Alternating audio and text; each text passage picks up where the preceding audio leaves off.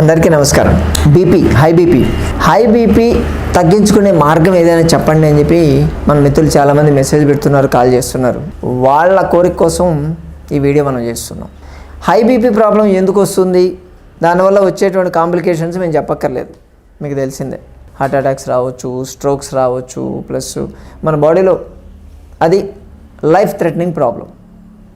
అందుకోసమే ఆ బీపీ పెరగకుండా చూసుకుంటూ ఉంటారు. బీపీ ఎంత ఉండాలి అనే దాని మీద ఉంది. 120/80 అంటారు. 120/80 అదొక్క రీడింగ్ మాత్రమే. దానికి ప్లస్ ఆర్ మైనస్లు కూడా ఉంటాయి. చాలామంది కంగారు పడిపోతుంటారు, నాకు బీపీ పెరిగిపోయింది. ఎంత ఉందంటే 140 వచ్చేసింది, నాకు అమ్మ కష్టం కదా, బీపీ పెరిగిపోతే కష్టం కదా అంటారు. బాడీ ఫ్లక్చుయేట్ అవుతూ ఉంటుందండి. బీపీ అనేది 120/80 ప్లస్ ఆర్ మైనస్ 20. అంటే పైది పెరిగితే 140 పోవచ్చు, లేదా పడిపోతే 100 పడిపోవచ్చు. కిందది 80 ఉండేది కాస్త పెరిగితే 100 పెరగవచ్చు, లేదా 60 పడిపోవచ్చు. దాని ఇష్టం. అంటే పైన ఉండేటువంటి రీడింగ్ 100 నుంచి 140 మధ్యలో ఉండొచ్చు, కింద ఉండేది 60 to 100 మధ్యలో ఉండొచ్చు. అది ఫ్లక్చుయేట్ కావాలి కూడా, అప్పుడే హార్ట్కి ఫంక్షన్ అవుతుంది. దానికి పెరగడం ఎలాగో తెలియాలి, తగ్గించుకోవడం ఎలాగో తెలియాలి, ఆ ఆసిలేషన్ కావాలి. అలాగే కాన్స్టాంట్గా 120/80 ఉంటే మనిషి బతకడం చాలా కష్టం. నిజం, బీపీ అంత పెరగదు. మీరు పరిగెత్తారనుకోండి, పరిగెత్తినప్పుడు బీపీ పెరుగుతుంది. ఎందుకంటే పరిగెత్తినప్పుడు మీ మజిల్కి కావాల్సినటువంటి ఆక్సిజన్ కావాలి. మజిల్స్కి ఆక్సిజన్ సప్లై చేయడం అంటే బీపీ కాస్త స్పీడ్, బ్లడ్ సర్క్యులేషన్ స్పీడ్గా వెళ్ళాలి. అప్పుడు హార్ట్ ఎక్కువ ఫంక్షన్ చేయాలన్నప్పుడు బీపీ పెరుగుతుంది కదా ఆటోమేటిక్గా. నిద్రపోతున్నారు, గాఢ నిద్రలో ఉన్నారు, మీ బాడీలో మస్కులర్ కంట్రాక్షన్స్ ఇటువంటి ఏమీ లేవు, రిలాక్సింగ్ స్టేట్లో ఉన్నారు. అటువంటి స్టేట్లో ఉన్నప్పుడు 140 ఎందుకు ఉంటుంది? తగ్గాలి, అవసరం లేదు. ఆక్సిజనేషన్ స్లోగా ఉంది, యాక్టివిటీ కూడా స్లో ఉంది, కాబట్టి బీపీ ఆటోమేటిక్గా పడిపోతుంది. అంటే మనం చేసేటువంటి యాక్టివిటీని బట్టి తినడానికి ముందు, తిన్న తర్వాత, స్నానానికి ముందు, స్నానం చేసిన తర్వాత, మోషన్కి వెళ్ళేదానికి ముందు, మోషన్ చేసిన తర్వాత, ఇలా నిద్రకు ముందు, నిద్ర తర్వాత, అంటే మనం చేసేటువంటి యాక్టివిటీని బట్టి బీపీ మారుతూ ఉంటుంది. పెరగొచ్చు, తగ్గొచ్చు. ఆ ఫ్లక్చుయేషన్స్ ఉండాలి. అంతేగాని ఆ 120/80 ఉండాలని చెప్పి గిరిగీసుకొని కూర్చోవద్దు. దాన్ని దాటితే నాకు ప్రాబ్లమ్స్ వచ్చాయని చెప్పి అస్సలు కంగారు పడద్దు. నిజం తెలుసా, వైట్ కలర్ హైపర్ టెన్షన్ అంటాం మేము. వైట్ కలర్ అంటే కొంతమందికి డాక్టర్ దగ్గరికి వెళ్ళిన తర్వాత డాక్టర్లు బీపీ చెక్ చేస్తానమ్మా అని క్యాజువల్గా వాళ్ళు అంటారు, చెక్ చేయడానికి మామూలుగా. అమ్మ నాకు బీపీ చెక్ చేస్తున్నారంటే నాకేదో బీపీ పెరిగిపోయింది బాబు అని చెప్పి టెన్షన్ మొదలు స్టార్ట్ అవుతుంది లోపల. నిజంగా వాళ్ళకి బీపీ ఎక్కువ ఉంటుంది ఆ రోజు. 120 140 150కి వెళ్ళిపోతుంది. ఎందుకంటే టెన్షన్ తీసుకుంటున్నారు.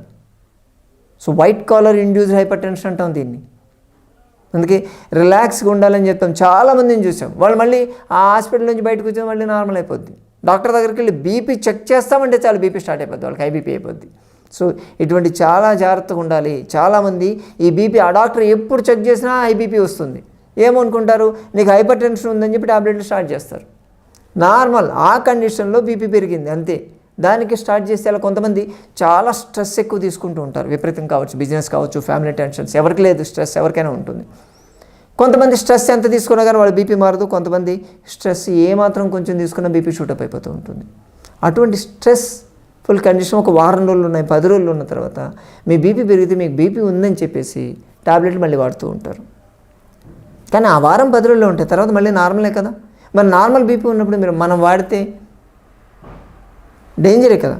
ఒక డేంజర్, ఎక్కడ అవసరం అక్కడ వాడుకోవాలి, లేకపోతే అవసరం లేదు. ఎందుకంటే సేఫ్ సైడ్ బీపీ ఎప్పుడు పెరగకుండా ఉండడానికి ట్రై చేస్తున్నాము, పెరగకుండా ఉండడానికి ప్రివెన్షన్ ఇది అని చెప్పిస్తూ ఉంటారు. అంటే బీపీ పెరగకుండా ఉండాలా? నిజంగా పెరగకుండా ఉండాలా? పెరగాలి, ఎక్కడ అవసరం అక్కడ పెరగాలి. మీరు ఎక్కువ టెన్షన్ పడుతున్నారు, స్ట్రెస్ ఎక్కువ తీసుకున్నప్పుడు బ్రెయిన్కి బ్లడ్ సర్క్యులేషన్ ఎక్కువ కావాలి. అక్కడ ఉన్నటువంటి బ్రెయిన్ సెల్స్కి, మీరు ఆలోచించడానికి బ్రెయిన్ సెల్స్కి ఎక్కువ ఆక్సిజనేషన్ కావాలి, కాబట్టి బీపీ షూటప్ అవుతుంది కావాలి. అప్పుడు కాస్త రిలాక్స్ అవుతారు ఆక్సిజన్కి. ఇటువంటివి ఉంటాయండి. కాబట్టి ఇప్పుడు మనం బీపీ ట్యాబ్లెట్ వాడాలా వద్దా అనే విషయం మీద మనం ఏం మాట్లాడలేదు. మనం ఇప్పుడు అటువంటి కండిషన్లో బీపీ మనకు షూటప్ అయినప్పుడు దాన్ని న్యాచురల్గా కంట్రోల్ చేసుకునేటువంటి మెథడ్స్ ఏమైనా ఉన్నాయా అనే విషయం మీద మనం మాట్లాడుతున్నాం. సో మీరు సన్నగా ఉన్న వాళ్ళైతే ప్రతిరోజు ఒక యాపిల్ తీసుకోండి, అరటిపండు తినండి. ప్రతిరోజు యాపిల్ ఉండాలి, అరటిపండు ఉండాలి, ఆకుకూర ఉండాలి. ఖచ్చితంగా ఏదో ఒక ఆకుకూర, గ్రీన్ లీఫీ వెజిటబుల్, తోటకూర, పాలకూర, మెంతికూర, బచ్చల కూర, ఏ ఆకుకూర అయినా సరే ఓకే, ఒక ఆకుకూర కంపల్సరీ ఉండాలి. ఇంకా ముఖ్యంగా కాకరకాయ జ్యూస్ అర్లీ మార్నింగ్ లేచి పరగడుపున హాఫ్ గ్లాస్ జ్యూస్ తీసుకొని హాఫ్ గ్లాస్ వాటర్ తాగి 21 డేస్ చేస్తే మీ హైపర్ టెన్షన్ తగ్గిపోతుంది. రిజల్ట్స్ చాలా ఉన్నాయి. అలా చేయాలి, పరగడుపును తీసుకోవాలి అని చెప్తారు, ఆయుర్వేదాలో చెప్పడం జరుగుతుంది. కాబట్టి ఈ 4 ఉండేటట్టు తీసుకోండి. మీరు ఎలా అయినా తినండి, పొద్దున్న తింటారా, మధ్యాహ్నం తింటారా, సాయంత్రం తింటారా, ఏదో పొద్దున్న నుంచి సాయంత్రం వరకు ఈ 4 ఐటమ్స్ మీరు కానీ తీసుకోగలిగితే మీ బీపీ అనేది పెరగకుండానే ఉంటుంది. ఇన్ కేస్ పెరిగితే ఏం చేయాలి? ట్యాబ్లెట్ వాడాలి కదా సార్ అంటే, లేదు, ట్యాబ్లెట్ వాడాల్సిన అవసరం లేదు.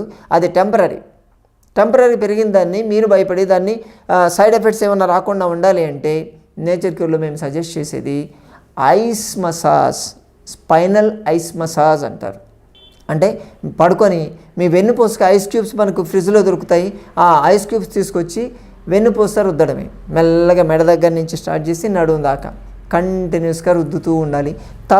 తల మీద కూడా ఐస్ రబ్ చేయండి, ఐస్ క్యూబ్స్ రబ్ చేస్తూ ఉండండి. తల నుంచి స్పైన్ వరకు, పైన నుంచి కింద దాకా కంటిన్యూస్గా ఒక 10 to 15 minutes ఐస్ క్యూబ్ పట్టుకొని చేయాలి. ఎవరో ఒకరు చేయాలి, వాళ్ళు చేసుకోలేరు కాబట్టి అది కంటిన్యూస్గా చేయాల్సి ఉంటుంది. ఇది చేసి దీంతోపాటు హాట్ ఫుడ్ బాత్ అంటాం. అంటే ఒక చైర్లో కూర్చొని మీ పాదాలు బకెట్లో పెట్టండి, వేడి నీళ్ళు తీసుకోవాలి. బకెట్లో వేడి నీళ్ళు తీసుకొని మీ పాదాలు బకెట్లో పెట్టాలి. అంటే కొంచెం చుర్రుమనాలండి, తర్వాత చల్లగైపోతాయి. తల మీద ఎలాగో ఐస్ క్యూబ్ మనం పెడుతున్నాము, ఐస్ క్యూబ్ పెట్టేసి ఆ కాళ్ళు తీసి వేడి నీళ్ళు పెట్టి కూర్చోండి. ఇది చేయాలి. అదొక 15 నిమిషాలు, ఇదో 10 నిమిషాలు చేయగలిగితే మీ బీపీ పడిపోతుంది.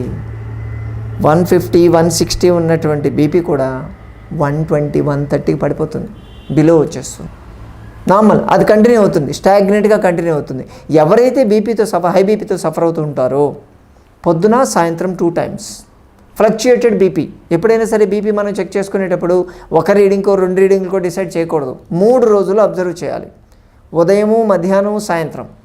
పొద్దున 6 గంటలకి, మధ్యాహ్నం 12 గంటలకి, మళ్ళీ సాయంత్రం 6 గంటలకి. ఇలా 3 రీడింగ్లు ఏ డే ఓ రోజులు. అటువంటి 3 రోజులు అంటే 9 రీడింగ్లు. 9 రీడింగ్లు తీసి అప్పుడు దానికి ఉన్నటువంటి యావరేజ్ని బట్టి మనం చెప్పాలి, ఓకే వీళ్ళు హైపర్ టెన్షనా కాదా, హైపర్ టెన్షన్ సైడ్ వెళ్తున్నారా, ఎప్పుడు బీపీ పెరుగుతుంది, ఎప్పుడు తగ్గుతుంది. దీనిలో బీపీలు కూడా చాలా రకాలు ఉంటాయండి. కాబట్టి ఇలా 9 రీడింగ్లు తీసిన తర్వాత మాత్రమే మీరు బీపీ గురించి ఆలోచించాలి. హైగానే ఉందనుకోండి, మేము చెప్పినటువంటి టిప్ చేయండి. మీరు ఇది చేస్తే ఖచ్చితంగా మీ బీపీ తగ్గిపోతుంది. హై బీపీ తగ్గిపోతుంది, బీపీ తగ్గదు, హై బీపీ తగ్గుతుంది. ట్యాబ్లెట్ వాడకుండానే మీ బీపీ ఎప్పుడు కంట్రోల్లో ఉంటుంది. కొంచెం టైం కేటాయించాలి చెప్తున్నాము. మీరు టైం మిగులుతుంది కదా అని చెప్పి గుట్టుకుమని ట్యాబ్లెట్ మింగేసి వెళ్ళిపోతే గుట్టుకుమని ఎప్పుడో పోతారు, తెలీదు. కాబట్టి ఆ గుట్టుకు తీరి మనం పక్కన పెట్టేద్దాం, కొంచెం టైం కేటాయిద్దాం. ఇక్కడ టైం కేటాయిస్తే రేపు పొద్దున మనం ఇంతకుముందు వీడియోలో కూడా చెప్పున్నాం, ఇక్కడ టైం మిగిల్చుకుంటే ఆ టైం అంతా తీసుకెళ్ళి ఐసీయూలో పెట్టుకోవాల్సిందే. సో దానికోసం స్టాక్ మనం ఇప్పుడేం గ్యాదర్ చేయక్కర్లేదు, టైం కేటాయించండి. ఇటువంటి చిన్న చిన్న టెక్నిక్స్ చేసుకుంటూ మీ హై బీపీని కంట్రోల్లో ఉంచుకొని హెల్దీగా ఉంటారని కోరుకుంటున్నాం. ఇటువంటి చిన్న చిన్న చిట్కాలతో మనకు వచ్చేటువంటి పెద్ద పెద్ద ప్రాబ్లమ్స్ని ఎలా రిలీవ్ చేసుకోవాలో సంజీవిని ప్రకృతాశ్రమం వీడియో చేస్తుంది. ఆదరిస్తున్న మీ అందరికీ ధన్యవాదాలు. మరోసారి మరో వీడియోతో మళ్ళీ కలుసుకుందాం. నమస్కారం.